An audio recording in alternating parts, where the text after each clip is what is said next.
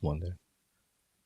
Welcome back to the Ball Does Lie podcast, your one-stop shop for daily NBA content. I'm your host, Amir, with my co-host, Brendan. So for today's episode, we want to talk about the LA Clippers' huge victory last night. Kawhi Leonard scored 55 points, one of the best performances of the NBA season by any player.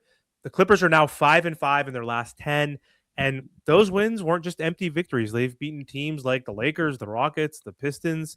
And so my question to you, Brendan, is are the Clippers going to turn this around?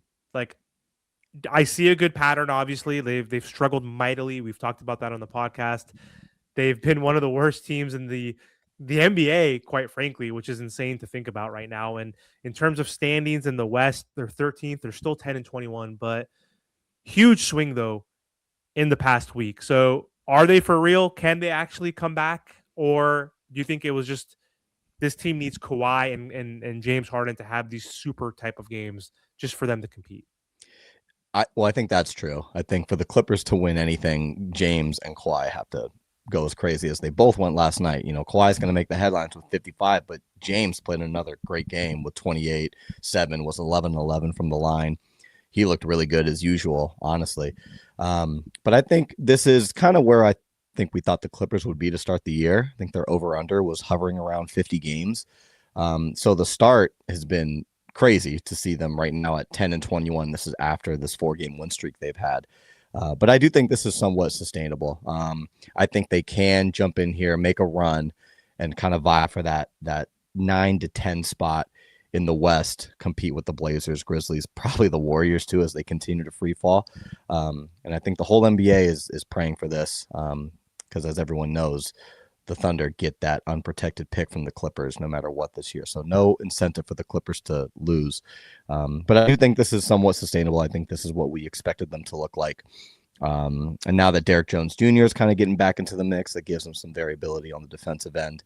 But again, it all comes down to Kawhi and James and how good they can be. And if they're going to give you 55 and 28 between the two of them, you should win all those games.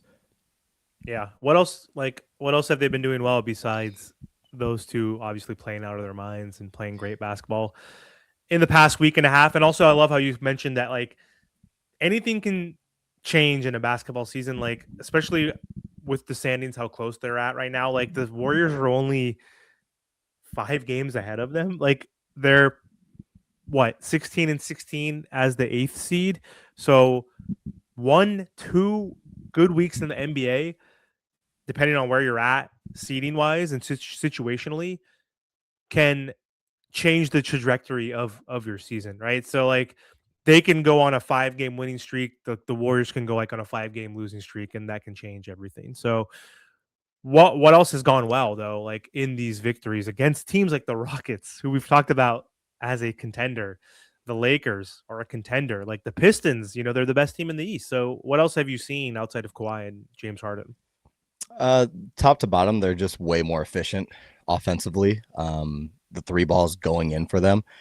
So when you have two really strong isolation players like James and Kawhi, it's just really important that your wings and your swing guys hit their open shots.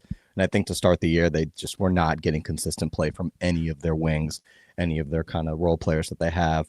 But now we're seeing at least some consistent shooting coming from the Clippers. Like Nicholas Batum has been shooting well. Crazy, they still got to rely on him to really give them good minutes to win games. Yeah. But this is kind of where they're at.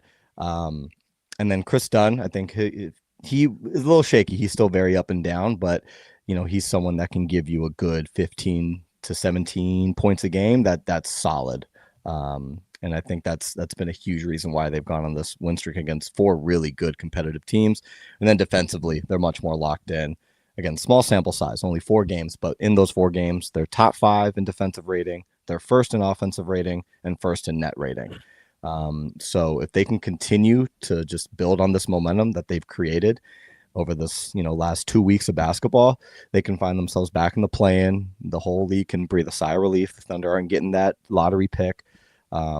So if they can just continue to play with this type of efficiency and this type of defensive effort, then I see no reason why they shouldn't end up in that 8-10 range, even with this terrible start to the year. Totally. Brook Lopez is getting some play finally.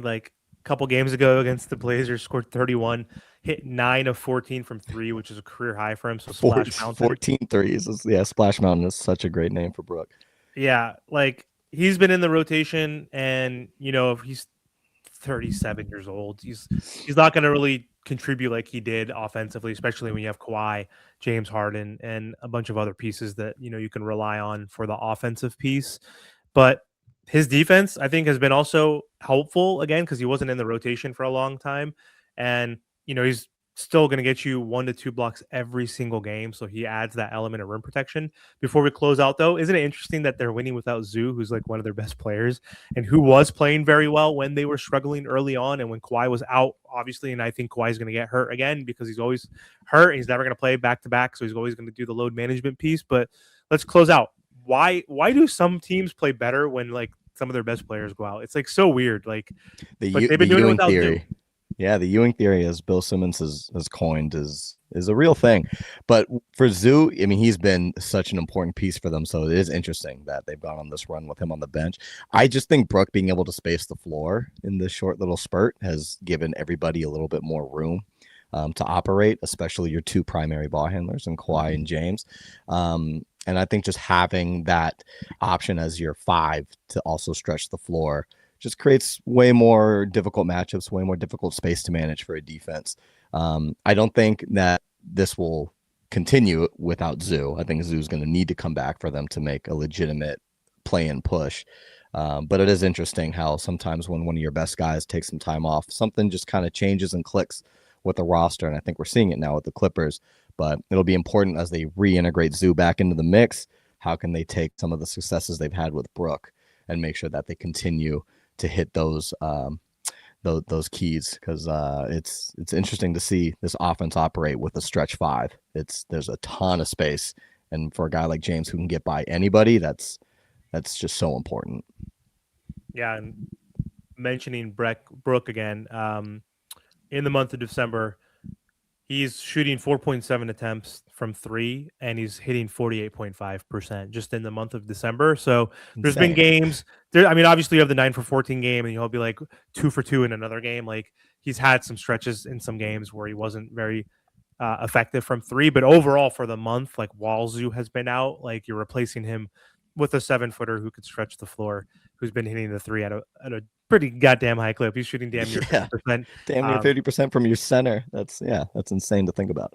Yeah, so we'll see what happens. I think they're stepping into the right direction as well. And the teams in the West, that they might have to leapfrog are so bad that if they could string together, maybe win 7 out of the next 10 games, they could leapfrog teams like the Mavericks, like the Jazz. So anyway, thanks for watching this episode of the Ball Does Live podcast. Make sure you guys do like, comment, share, and subscribe for more NBA content.